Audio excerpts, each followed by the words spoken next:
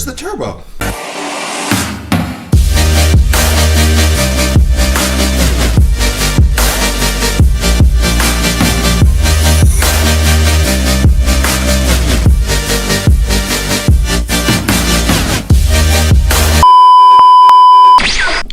What is up, YouTube? Back at it again with another video. So today is a pretty big day. I don't think I ever foresaw this moment, but really it was inevitable. Today, I will be replacing the head gaskets.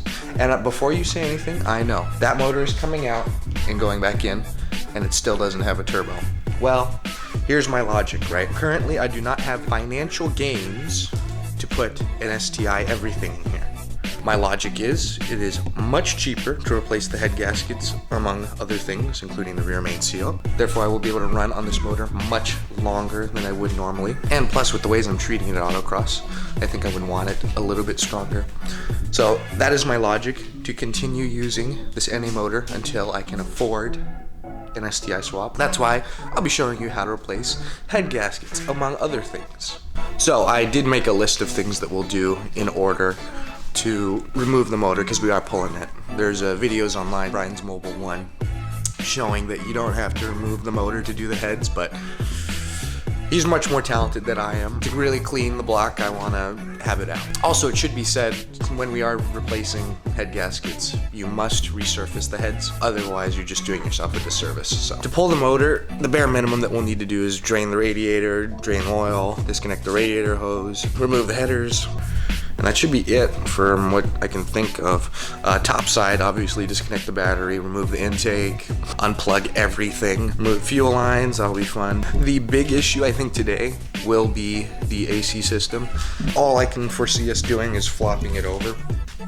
I really don't know. I don't want to take it off or take it apart, because then I have to fucking recharge it, and I don't want to do that. But yeah, we'll just get right into it and see. We'll try to keep this as short and sweet as possible. As for the places that is resurfacing the heads, it is Napa Auto Parts. They gave me a quote for Subaru heads, it's $150. The reasoning behind the price is they charge for labor, cleaning, scraping. All that adds up to about $150. Call that what you will, I think it's reasonable. For tool specific stuff today, I have a bunch of stuff from Smart Service, including the head gaskets themselves from 6-Star Life.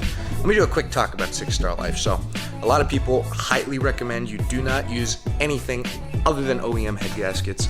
I've done my research and been at a shop for a while now. I can recommend 6-Star head gaskets. I've seen really shitty Subaru motors with leaky everything all over the place come in with the OEM head gaskets, leave with the 6-Star, and never come back. So, unless they died in a horrible accident, I think these things are great. 6-Star head gaskets, 6-Star valve cover gaskets, 6-Star valve cover grommets, 6-Star intake and exhaust manifold gaskets. Everything from 6-Star Life, as you can see. Wix filter, I had to get a new torque wrench, Harbor Freight. Some thread locker, because I wasn't sure which one to get. Didn't have a pick set, so I needed that. Scraper for the gasket. Thought I'd get some degreaser, because why not? We also have our cherry picker here. If you made it this far into the video, let me know in the comment section if you want me to put a receipts tab at the bottom, so you can just see how much it would cost if you're trying to do this setup as well. I can show you how much the tools were and everything. Alright, there's really no reason to delay. Let's just get right into it. Okay, short update now. We have the airbox off, we have the alternator cover off. What else? We got the battery pulled, coolant's drained, oil's drained. I didn't take off the exhaust, the headers yet. Power steering belt's off, check pump's coming off. I'm just starting to unplug everything back here. Not really marking them since it should be pretty straightforward where stuff gets plugged in. Gotta get the washer fluid reservoir. Alright.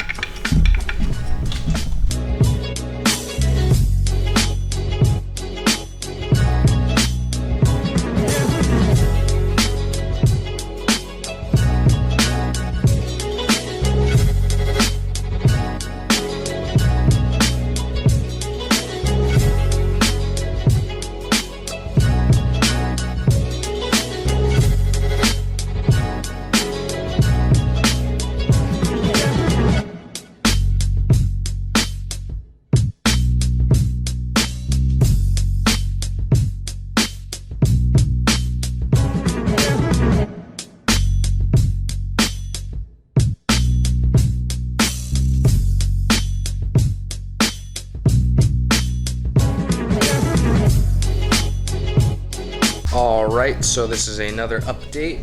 Our steering is out. We also lost a lot of fluid there.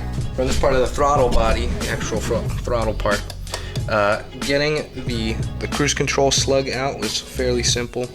The actual throttle one was a little bit more difficult. Just a lot of wiggling and jostling. Didn't need to remove my strut tower bar for the airbox. So as for under the car, we have the exhaust off and the motor mount nuts removed. But what we're gonna do next is around the bell housing. Two difficult little bolts, similar to when we did the transmission swap. That nut right there, and same on the other side. We're gonna use a special little U-joint on our 3/8 drive to get around it. Basically in other videos, the bell housing nuts are the more difficult nuts to take off around the engine, especially the ones under the car. But the ones up top are also difficult. There should be 4 up top as well. We have the tranny jacked right now.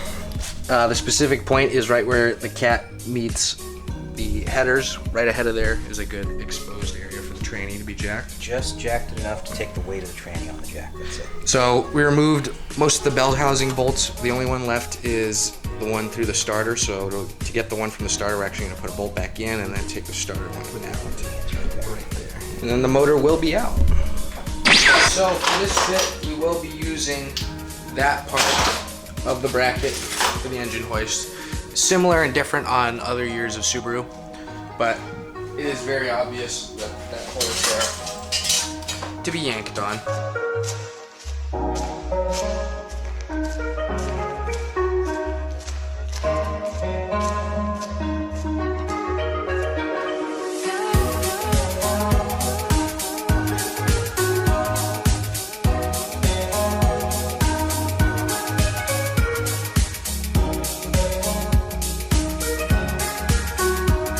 All right, it's out.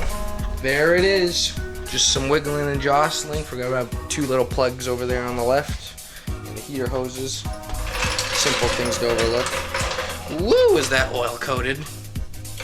And now coolant coated as well. Very nice. We're about 3/4 of the way through.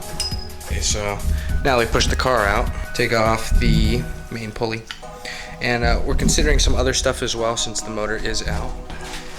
We're gonna do the AC and power steering. And then we push the car out here so we can actually clean it while the heads are off, because we gotta send the heads to be resurfaced. So yeah, all good things to look at as you're doing your head gaskets as well.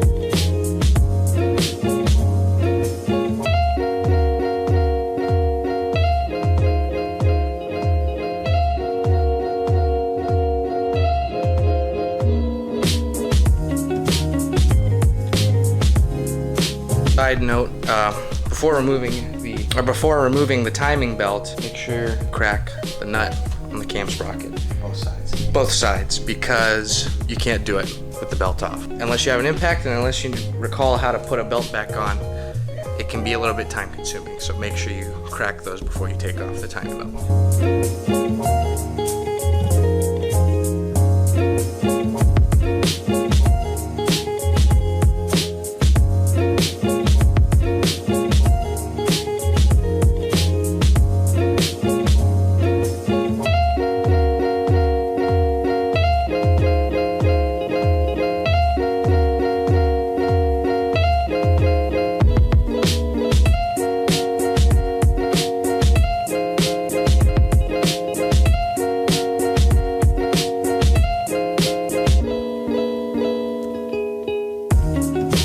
Is currently low on batteries, but the heads are off And that is a successful day one.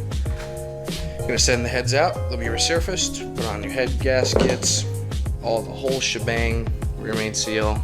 Get a new dowel pin as well? Because it's gonna get destroyed coming out. Okay. You guys, I wanted to go over a quick little video. Speed Academy does this setup, and I thought it was a really good idea, so I figured I would do it as well. The head bolts have to go exactly where they came out, so instead of trying our best to remember where they are or laying them out on the floor in the correct orientation, got a piece of cardboard, and I got a crayon, but you can get a marker, it probably looks better, and actually marked out where the head came out. So front, both sides front, rear, rear, cylinder 1, 2, 3, 4, and the correct orientation to take them out. So the correct pattern for taking them out is top rear, bottom front, bottom rear, top front, bottom middle, top middle. That would be reversed for putting them on, as well as being mirrored for the other side. But that would be front and rear. The thing I wanted to show off as well, the whole reason I am replacing these head gaskets is because the passenger side totally failed. As you can see, there is no coating in this area where the coolant and oil were separated. The other side looks a little bit better, but I can tell you for a fact, and as you can see there, coolant was coming out as well as oil. Boxer Tech on YouTube makes a great video explaining why the OEM gaskets fail and why OEM is not always best. I'll showcase in a moment why I chose the 6-star head gaskets instead of going OEM or some other eBay composite type. The other gasket I'm using is not layered steel like this one. It is essentially one big seal. This old style of coating comes off much easier than the newer designs, which is what led to the head gasket failing. So for removing the exhaust manifold studs, we use the 2-nut method, where you put 2 nuts against each other and then you loosen on the bottom nut. And then for the intake side here, the gasket material, assuming it was OEM, is actually pretty rough.